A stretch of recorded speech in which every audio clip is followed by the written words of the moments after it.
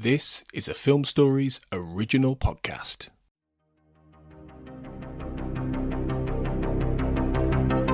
This is Writers on Film, the only podcast dedicated to books on cinema.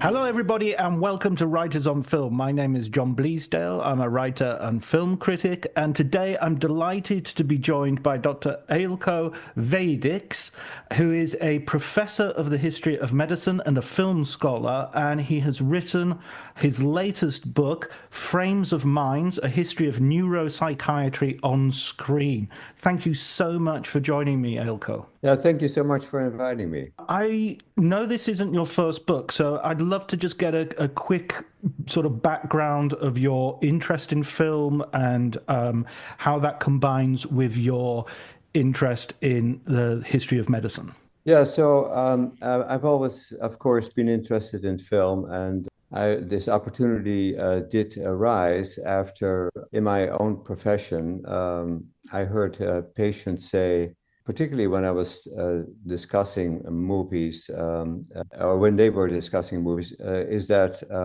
when I had a patient who had a brain injury and was in coma, the family would say, "Oh, so it's not what we see in the movies," and that triggered me, thinking, what do the movies do with coma and neurological disease in general? And so we started off with a study looking at how the lay people would look at that and how they would interpret that. And we did a study where we had clips shown to them with questions. We would ask questions of whether these scenes were considered accurate or not accurate. And much to my surprise, about 30% of the audience, the large audience, could not identify the inaccuracies. Now that's still the majority would be able to identify the accuracies, but the inaccuracies were about 30%. And that was something that I think was of interest because it would give a distorted view. And that led me to explore neurology in film, eventually all of medicine, the whole of medicine into film. And this book, because it is near and dear to my heart too, is how brain injury can cause psychiatric disease or psychiatric illness, and how that is represented in the film. So I tried not to make the common mistake by going into a film and just shrug my shoulders and laugh about it, but to look at it and see what do filmmakers, what are they interested in, what are the topics they're interested in, what are their biases, and of course there are biases, and how do they represent a field that we know so well. So I was interested in combining that, and then particularly with my interest in the history of medicine is trying to see how this has evolved over time and how the topics have evolved over time. And I mean, this begins really almost concurrently with the beginning of cinema. You know, from the very beginning of cinema, you have depictions of psychiatric disorders, you have depictions of mesmerism and hypnosis and the manipulation of minds with Dr. Caligari and also psychopathy with M. Those films would very much reflect, do you think, the sort of prejudices of the time as well? Yeah, so that's a bigger question. So yes, film and neurology or neurologic injury started really earlier with Muybridge, as you may know, who was known as the photographer of motion. The original story is that he had a bet that he would have to prove that horses that were in gallop, that all their 4 feet would be in the air and not in a sort of a rocking motion. And he made that by sequentially making photos with high shutter speed, just more or less as you would do with a flip book. And interestingly, this is the beginning of the last century. He was using patients after a stroke and their walking abnormalities to show motion. So it's really started already before film was there, before film was even explored. When it comes to psychiatry or mental illness is probably a better word in movies, the very early films would look at, quote, crazy psychiatrists who would be just as crazy as the patient, and then later, more in the 40s, and that has everything to do with the interest in Freud, particularly in the US, that psychoanalysis became a topic for filmmakers. And why would that be of interest? Filmmakers interpreted psychoanalysis as there's something happened to you in the past and it will haunt you later. And everything, all the behaviors that you have everything to do with something that has happened in the past, and that's only partly true. And they made that into a major plot element, where psychoanalysis became. And there's a number of films where that's been used, where a psychiatrist comes in and then finds out eventually why that behavior is there on the basis of some sort of a traumatic event, often abuse, that would have led to this psychiatric illness. I can think off the top of my head, like Marnie, the Alfred Hitchcock film, having a flashback sequence that is the denouement of the film. But even films which haven't necessarily got a psychiatrist or in them, it seems like Freud is alive and well in Hollywood. Any biopic seems to link something to some sort of Walk the Line, or some biopic is always oh, this happened in their childhood, therefore that led to everything that comes afterwards. It is, and Freud has been depicted by multiple actors, and it's Freud with his cigar and contemplating, and as a mind reader who would see someone and be immediately can interpret it what he's thinking. Well, we try to do that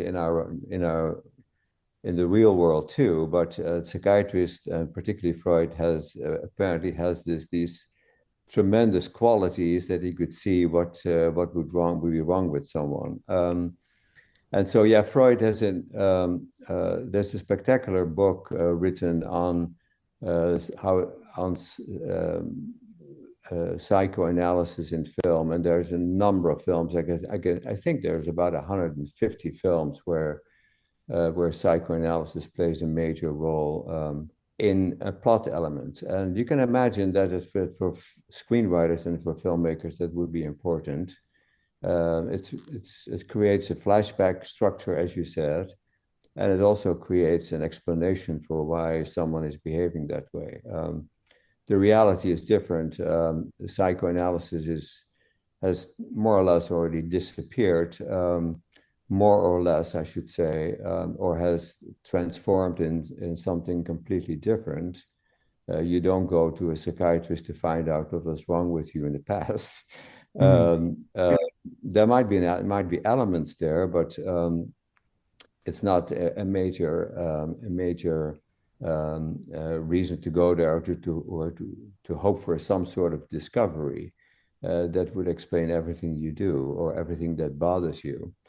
And so over the time, it has disappeared, and it became now far more biological psychiatry, in which there's a much better understanding that an abnormal brain has everything to do with, to say it simply, with abnormal chemistry, and that medication can change that chemistry and help patients who are in really, really big dire straits and have an awful life for the simple reason that they have to face their mental illness. What do you think are some of the more harmful and misleading stereotypes in film when they're depicting mental illness? Many. I think the prevalent one is electroshock therapy. and that continues to be used by many filmmakers in the wrong way.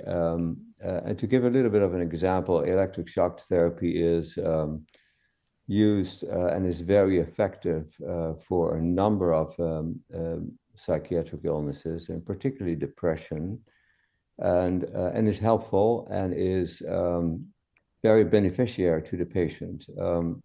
It started with Jack Nicholson's representation in One Flew Over the Cuckoo's Nest, in which ECT, as it is said, ECT was represented as a extraordinary, painful, torturous treatment, and perhaps in the earlier days there was some of it might have been true, but nowadays, and certainly early on in treatment of the ECT, patients were sedated and would not have that experience as Jack Nicholson would have.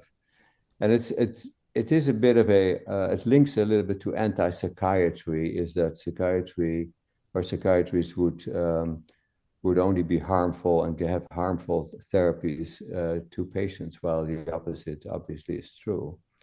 And so Jack Nicholson, in his probably best role ever, plays the whole procedure of an ECT in such a dramatic fashion that it really created a major scare in the audience, and a major scare still in families who would still ask about that and mention that scene. So it was definitely long lasting, and it probably still is a factor. Mentioning even electric shock therapy, as what I heard by talking to psychiatrists, is for some family members really problematic to even hear that that's a possibility, and they probably always think about that particular scene. I have to admit, even when I read your book, I was like, I was surprised. I felt. I know that it's been updated, so but the idea that it wasn't even accurate at the time that they made the film, that came as a surprise to me. No, it is, and so it's, but it has to do with the book where the film is based upon, and it's an anti-psychiatry view that is. I'm not making any comments of whether anti-psychiatry is a good or a bad thing, but that's not terribly important at the moment. It's far more important to know that that was picked up by filmmakers as a representation, and that biases, of course, the audience in some way, and that is eventually will give a wrong representation. So yeah, and it's not only used in that film. There's also other films in which ECT is, and still recent films in which ECT is used as a torturous treatment, often also used to punish someone rather, or to punish certain behavior rather than really treat patients. And that has been a problematic, a continuous problematic representation. But it makes for good entertainment, and that's what film is all about, and that's what we should not forget, that's what it's all about. That's what's interesting in your book, is that there is this, you bear in mind that, there are moments where the film is using mental illness, or it's using psychiatry or some form of treatment or therapy as for reasons beyond simply representing it realistically, metaphorical, as you say, One Flew Over the Cuckoo's Nest, 1960s Uber text, all about freedom and, and repression and constraint.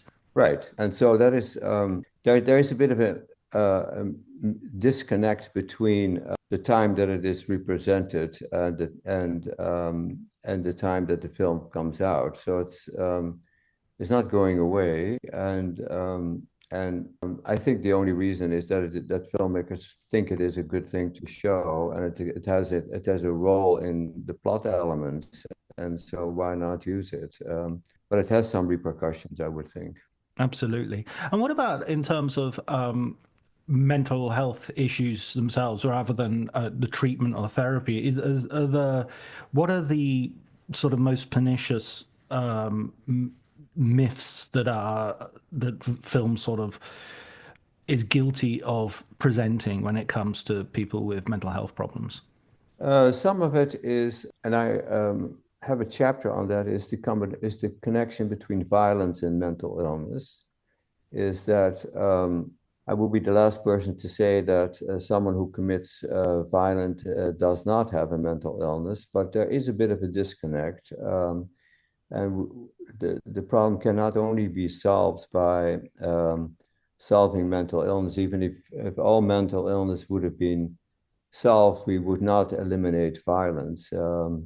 And many films have shown that do show people who commit violence as having a mental disorder, which is not true. If you the person that commits violence, and there's a number of studies that looked at that is seen by psychiatrists, sometimes have very much major difficulties in trying to define what a mental illness is, and persons who have been known to have a significant mental illness are very rarely violent. So that's I think is a disconnect that's also been known for a while.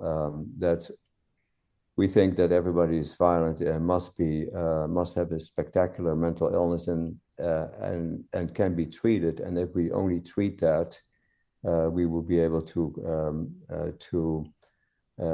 get violence out of the world, and that's obviously not the case. There are other elements that play a role here.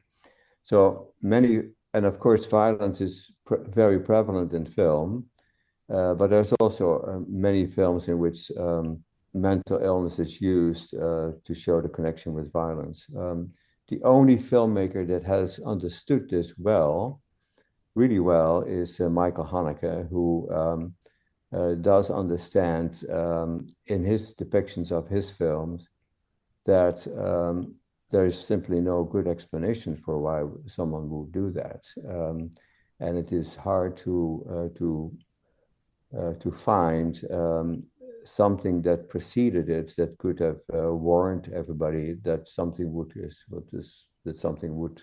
happen. I think he's the only filmmaker that I think was very critical about that and realistic in his depiction. Yeah, you mentioned both Benny's video and Funny Games as Right. examples of his work in terms of examining violence. Uh, and there is not one easy answer, and in fact, he kind of problematizes our relationship with watching violence as well. And that's one of the observations I thought that was interesting in your book, was the films can sort of create phobias in us, for instance, or can affect us mentally, which obviously feels like a simple thing to say. But I was quite interested to read like how the percentage of people who reported phobias of the ocean after watching Jaws, for instance. Yes, we don't know what film does to the brain, but it's for some problematic, and some films would stay on for quite some time. I do have that. I had that occasionally, that I would have friends over, and they asked to see a horror movies, and at the time their blood was taken and examined, and it was found that the moment you see a horror film, your blood really starts clotting, and all the clotting factors indeed seem to increase. So what we always think about that there is a scary element there. There is, you can find that in your blood work once you examine that. So it does something to you, and more than you probably think. It's very interesting that it's like the idea that a film is ultimately kind of an invasive thing. You know, there's that idea of you know, you can't unsee something once you've seen it. If you see something which disgusts you or appalls you, it disturbs you. It's like, oh, I wish I hadn't seen that. I can't unsee that now. No. When we're talking about we were talking earlier about violence in films as well. An early example which you mentioned in the book actually sort of is very interesting. I think the Fritz Lang film M with Peter Lorre, and the way that it actually talks about mental health as being a factor in that, and sort of gives a humane representation of the murderer, albeit with certain problems. Yeah, so M is a good example of how legendary filmmakers can use can explain violence a bit more than what a lot of filmmakers do. Fritz Lang used what this is based on a true story, um, and he shows is that during the trial, the person that committed the crime would explain to the jury that he couldn't help himself and that there was an urge coming to him that that would make him do the act. And the act here was murdering children. And that's I think it's it was already very early on in filmmaking that there were filmmakers who were very attuned to the real thing, and not that they would just use it as entertainment or just have a scary movie. And Fritz Lang is a perfect example of that. I mentioned Michael Haneke, but I think Fritz Lang's movie M is an ideal example of how difficult this would be, and that there are patients with certain mental disorders could lead to violence. And yeah, so that was, I think, is an important film to watch, to see that there's something in the inner self that would drive them to do this act. There are certain filmmakers as well. You've more recently, who one filmmaker you bring up a couple of times, Charlie Kaufman, who has made several films in which he's sort of using. I'm never quite sure if he's using sort of psychological reality and the gaps between various psychological realities as metaphorically or very imaginatively. I mean, I remember one of his films, I think it's called Anomalisa, which is when it's exploring a condition where you only hear one voice in your head. I mean, when everybody's speaking to you, it's always in the same voice. And it's kind of I never know. Is that a real thing that you're doing, or is that just middle about a midlife crisis essentially? Well, I think sort of a general other theme is that filmmakers are using neurology and psychiatry because it has a certain the interest that they have is that yes, there are weird behaviors. Sometimes you would think there's an perception that neurologic disease could lead to strange and abnormal behavior, that psychiatry could lead to strange and abnormal behavior.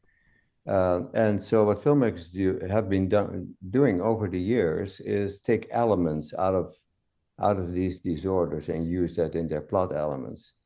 If you would ask, for example, a psychiatrist, and I'm not a psychiatrist, but if you would ask a psychiatrist to watch a film and say, tell me what's the psychiatric diagnosis, he would not be able to do that. He would say, yeah, it looks a little bit like this, and it looks a little bit like that, but it doesn't have these criteria and doesn't have the other criteria. And so it's hard for a psychiatrist to write a book on psychiatry in film if he only would look at, let me identify what this person's personality disorder is played in this particular film. He would not be able to do that. And that, I think, is another theme that I think I identified, is that filmmakers are interested in medicine as a whole, but also in psychiatry and neurology, because there are abnormalities that for us is harmful to the patient, obviously, and is problematic to the patient, and use those elements to create a plot. For example, schizophrenia has always been seen as a split, sometimes it's called a split mind, and the split mind has everything to do with split from reality, while filmmakers use it as a split personality, in which they would use multiple personalities that would be in one particular person. It does exist. It is extraordinarily rare, but not in cinema. There are multiple films about multiple personalities, and I think many psychiatrists have yet to see a patient with multiple personalities. But it creates an interesting plot, and it creates a very interesting plot, and is very useful to screenwriters. I remember Mike Figgis, the director of a Richard Gere film called Mr. Jones, which was about what was then called manic depression at the time that he was making it. I think it's bipolar condition is the better term today. And he fell out with the studio because they took the film away from him and renamed it. And they basically re-edited it, and their notes were essentially, can we just get rid of the depression bit and just have the manic episodes, because it's like the depression bit's a downer, so we just want him to be, conducting orchestras and shouting from the top of New York high skyscraper. Well, and I think that brings me to a topic that I think is interesting to discuss. Alfred Hitchcock is probably one of the only filmmakers that I could find who really, and this is early on, would ask a psychiatrist to look at the script. And I don't think it was Hitchcock who would do that in the film Suspicion, but it was Selznick who would ask a psychiatrist to say, "Can you?" There was the film where Ingmar Bergman would play a psychiatrist. Oh, Spellbound. Spellbound, and she would play a psychiatrist who would then analyze Gregory Peck, and then try to find out what has happened in the past that would make him do so.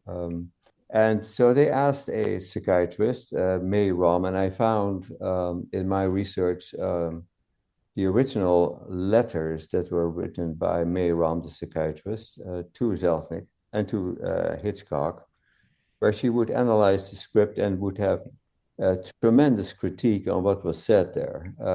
And Hitchcock told her, well, listen, this is a film, and I like to have a few psychiatry bits in here, but don't be too serious. And you cannot. I don't want you to be accurate because that would destroy my film. And that is exactly, I think, is a major theme here.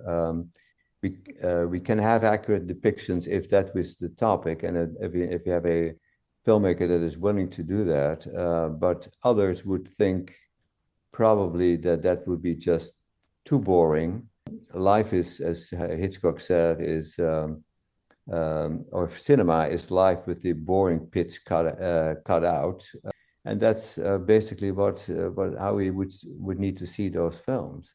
Is that entertainment is a big factor here, and you don't want the reality for people to see because nobody will see the film. Hitchcock is one of the filmmakers that you sort of collect a number of filmmakers at the back of the book and discuss them individually as well. Amongst those is Ingmar Bergman, who is obviously a large figure who has used mental illness but also psychiatry in his films. Woody Allen as well, with obviously a lighter touch but but a similar sort of obsession. And of course, those two filmmakers certainly admired each other very much. And also Fellini, I was kind of slightly surprised to see Fellini there as a sort of totally different kettle of fish, really. Yeah, Fellini definitely is. In Eight and a Half, he is channeling Young. So he was definitely one who found out that Young's approach could help him in revitalizing his film plot. So it was an important. He used psychiatry just to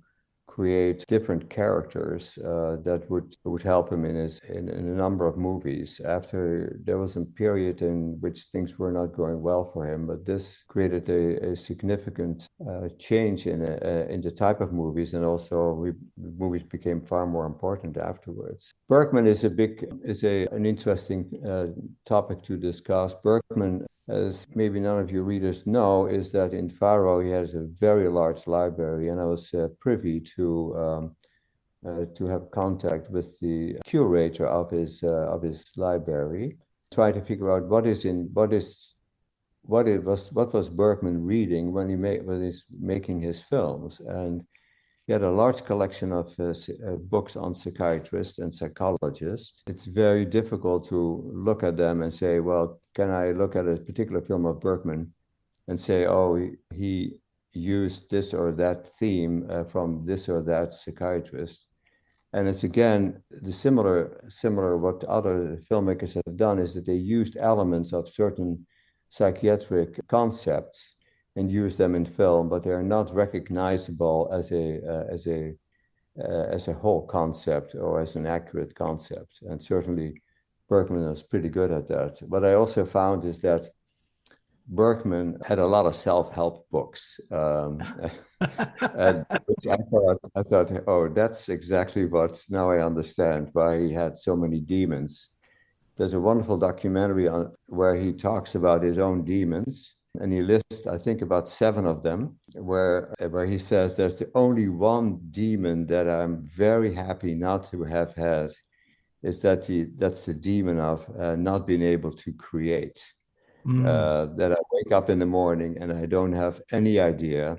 That demon has never hit me, and I thought it was interesting to hear that. But there's a lot of I don't know if Bergman used these books as self-help or as elements for his films. He was very interested in R.D. Laing, who was an anti-psychiatrist. And for listeners, R.D. Laing felt that medication in psychiatry was harmful and would invite patients to a house where they would sit and would live together, and he would act out what they were hallucinating. And it was all very detrimental, and it never went anywhere, and it was actually quite problematic that happened. But Bergman was interested in that, and that's probably also reflected in many of his films. I was just thinking of persona when you were talking about that, in terms of, I mean, it's about someone who has been rendered sort of mute by a psychological condition, and there's no particular help except for listening to someone else talk to her for 90 minutes. Right. And yeah, persona, I think people continue to write and trying to understand persona. I don't think there's a uniform explanation for what he really wanted to do there. And there are many different opinions on how to interpret persona. But Bergman used quite a few psychiatrists in his films, quite more than a few actually. I think about 6 psychiatrists were used, but they were all psychiatrists who were abusive and not very helpful, and it gives a really truly negative representation of psychiatrists. He also used, as we now say, functional neurologic disease, which was in the past called hysteria. I have a chapter on that in film. Functional neurologic disease is used a lot. Let me explain what that is. It's there are patients who have been unable to move an arm, or cannot speak, or have stuttering, or have something that would indicate that there is a acute brain disease, but nothing can be found. And even nowadays, with all the technique and imaging techniques that we have, nothing can be found. And they are just sent to psychiatrists by, this must be mental, why the person is not using an arm or leg, is unable to walk. And a psychiatrist look at the patient and says, no, there's nothing psychiatry here. There's not even a history of psychiatry. And send back to the neurologist. A neurologist would not be able to do anything by saying, there's nothing neurological here. And so what do? We've now come to realize that functional neurological disease is sort of a shortcut in the brain.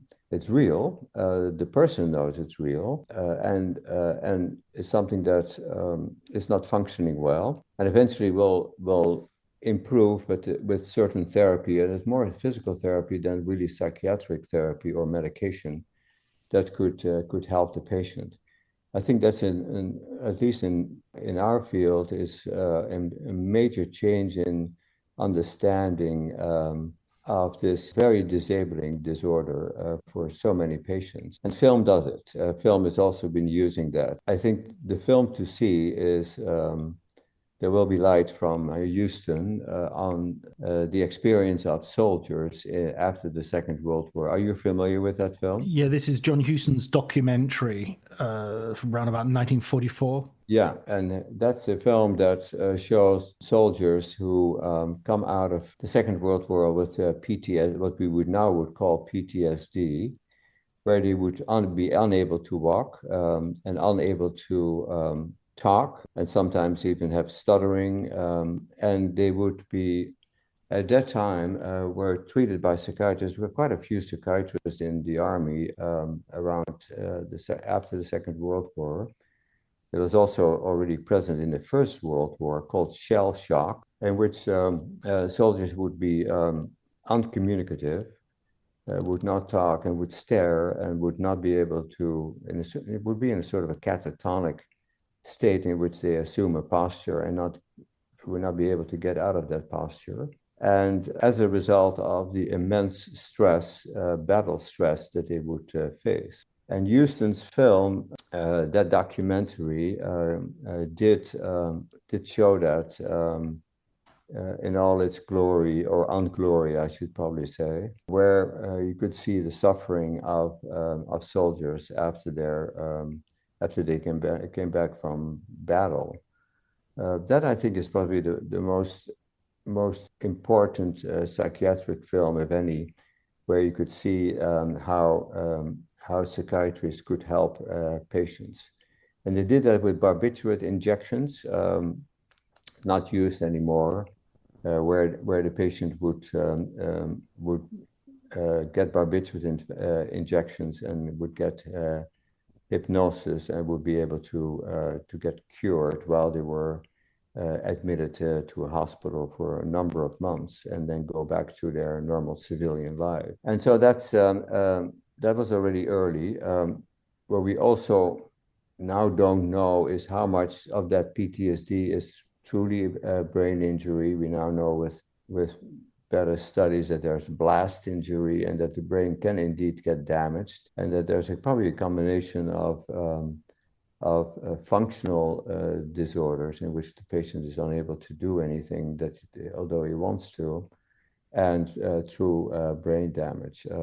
PTSD has been a big theme in film over the years, and Huston probably started it. The interesting part was there that when he showed the movie, and I think he started in MoMA, that the army came in and decided that he could not use the film because he did not have any consent from the patients. Huston says that the army didn't want him to show what was really going on, and that's an arbitrary explanation. But the army then made his own movie, which is almost identical and has similar themes, that battle stress can cause a major illness that need to be addressed and need to be recognized and treated. I remember as well, the Paul Thomas Anderson film, The Master, was very influenced by the documentaries. Specifically, there's a scene at the beginning when Joaquin Phoenix is going through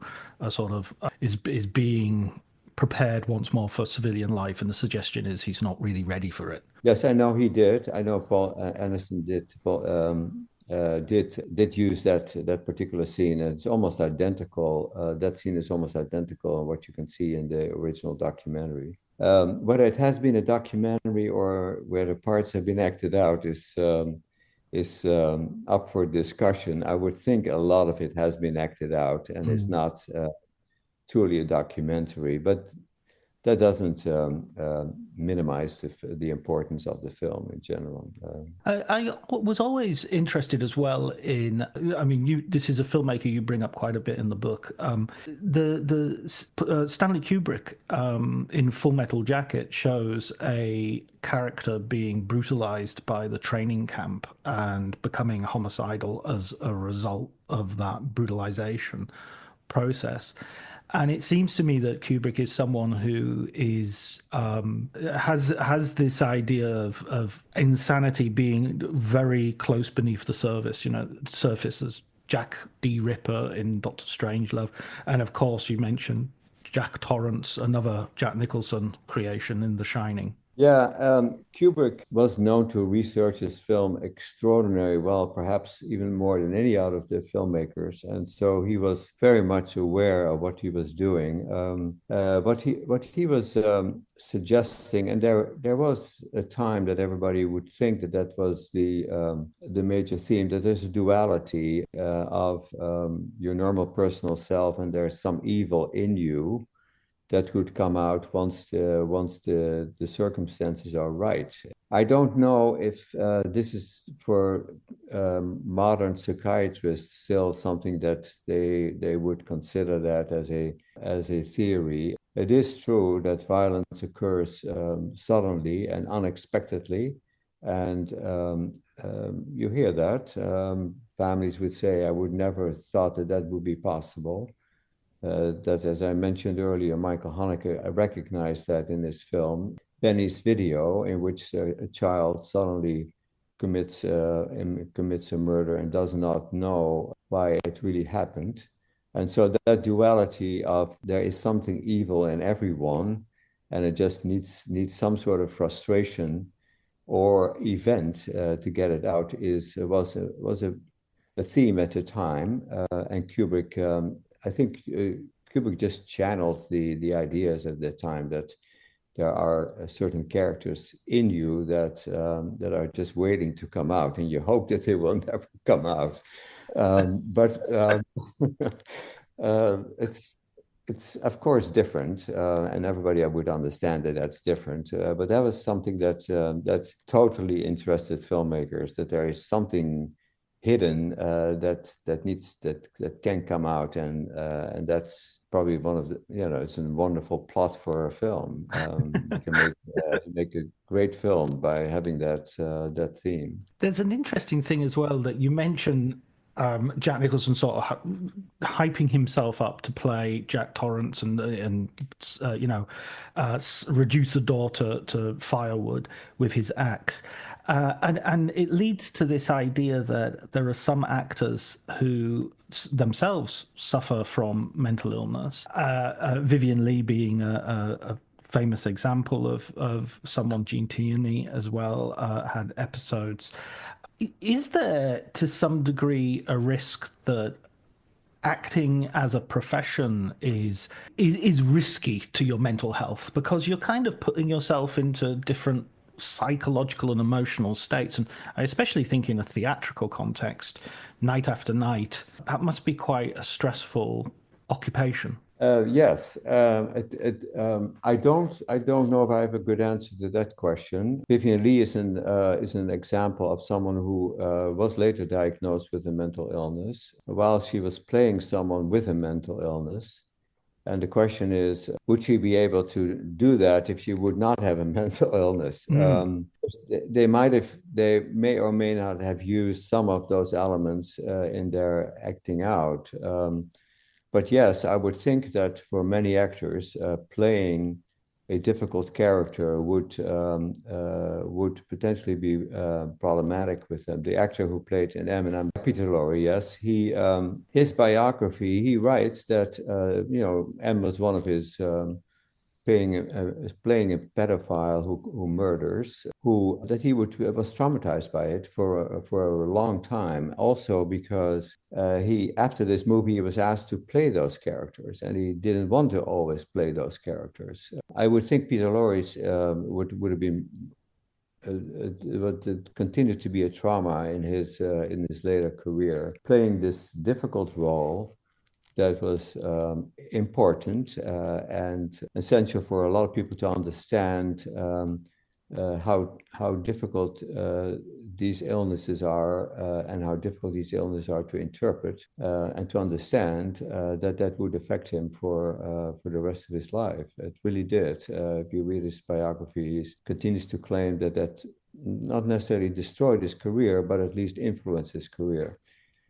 Jack Nicholson, I don't know what Jack Nicholson has multiple roles. He plays an obsessive compulsive character. He plays obviously the person that fakes a mental illness in One Flew Over Cuckoo's Nest, and I don't think that it would have affected him in any way, and continue to play difficult characters. But I would think it could very well be difficult for actors to play that. They're generally channeling someone they know, or someone they're really familiar with, sometimes even family members. Some directors have used family members that have similar situations, even parents that have had mental illness in their film. So it's really very prevalent when you come to think of it. One other aspect of psychiatry which you see used a lot in films is the idea of the dream. And, obviously this is going back to the beginning of our conversation and Freud and the interpretation of dreams as well. But dream sequences in films, from Singing in the Rain to Dream Scenario to what could be the entirety of Eyes Wide Shut, it almost becomes a metaphor for cinema itself. We're basically dreaming with our eyes open when we go to the cinema. There was a point J.G. Ballard, the science fiction writer, made where he said whenever he sees dreams, whenever he sees Salvador Dali, he thinks, that's not what my dreams look like. My dreams don't look like floppy clocks and everything. So it's almost like there is a cinematic convention of the dream. It is, and I think once the moment when Freud explained dreams as repressed desires, which has been discounted, obviously, it opened up a lot of new ideas for filmmakers. And so dreams have been used again as a psychoanalysis element. So you dream. What you can put in a dream is sometimes the explanation of the plot of the movie, and that's where films have been used. And of course, Salvador Dali, his elements, his dream elements that he used in was it Suspicion? Which movie did he? Spellbound. I'm sorry, yeah, Spellbound, where he would use that are films that are dreams that have no connection with what really dreams are. Bergman was good at it too. He has a dream which is in Wild Strawberries, and this is a physician who is going back to his university after the 50-year anniversary of becoming a physician. In Sweden, you apparently go back to your university, and there's a gala where he would go into, and then the film is a bit about him reminiscing about what he did wrong. Bergman uses a segment where he is doing his medical school examinations again and fails horribly, and that's a dream that's known by many professionals, that they would dream that they are unable to perform. It's well known with musicians that they would dream before a major concert that they would be standing there and their musical instrument is not there. I have to interrupt you. There's a Val Kilmer scene, just because of Val Kilmer's in my mind because of his recent passing, in Top Secret, where he passes out while being tortured and he dreams that he's missed an exam. And when they revive him, he looks around at the torture cell and goes, "Oh, thank God." No, exactly. Yeah, and that's a similar. Well, I know that Bergman has told in an interview, I think an interview with Woody Allen, there's only one interview or one meeting that the two had, where he would admit that he would have dreams where he would start a scene and the camera is nowhere to be found. And these dreams are, we don't know what these dreams mean. They are very well known, particularly in very ambitious professionals. They would have these dreams that they would just fail. And of course they are not. They're doing they're doing very well. In their dreams they don't. There's probably an explanation for it, but nobody knows.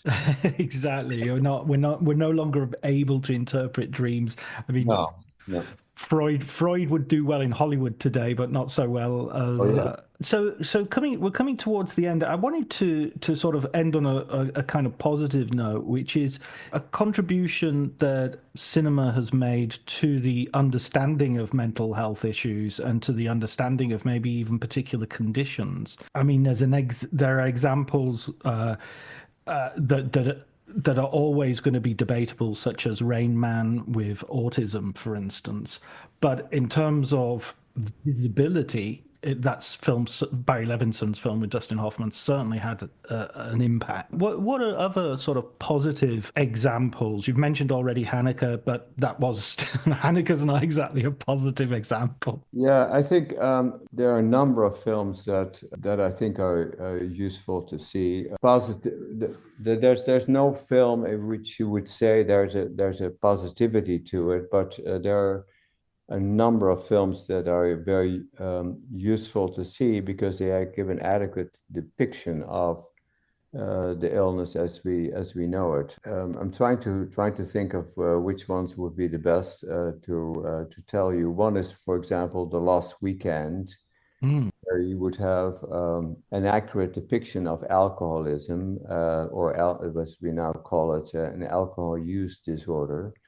And delirium, alcohol withdrawal delirium, are depictions that really are well thought through and very close to the real thing. In general, almost every psychiatric disorder has been depicted well in film. The problem is that there's an overwhelming majority of films in which it is not. So I've listed about 100 films in my book of films that I think can be easily seen, and to understand not only how the actor plays it. I think another thing that I'd like to bring out is that it's not terribly important how an actor acts out a neurologic or psychiatric disease. That's not truly important. The films are typically really about how the environment responds to it, and how it is accepted or not accepted, and how difficult it is to live with a mental illness. That's, I think, is where many films are really doing a good job. A final question then. We always like to have a recommended film book at the end of our podcast. Is there a book you would like to recommend for our listeners? Yes, I would think the book, any book by Patrick McGilligan, all his biographies. I've just recently read his Woody Allen biography, which is excellent. But the book and series that is on, I think now on Netflix, is Mark Cousin's Story of Film, I think it's a superb introduction to film and a superb analysis of film. Those are the books that I often go back to understand certainly the history of film and its development. So those are the books that I would recommend. Excellent. And I'd like to add to that a recommendation of Frames of Minds, a history of neuropsychiatry on screen by Eelco Wijdicks. Thank you so much for joining me, Eelco. Thank you so much.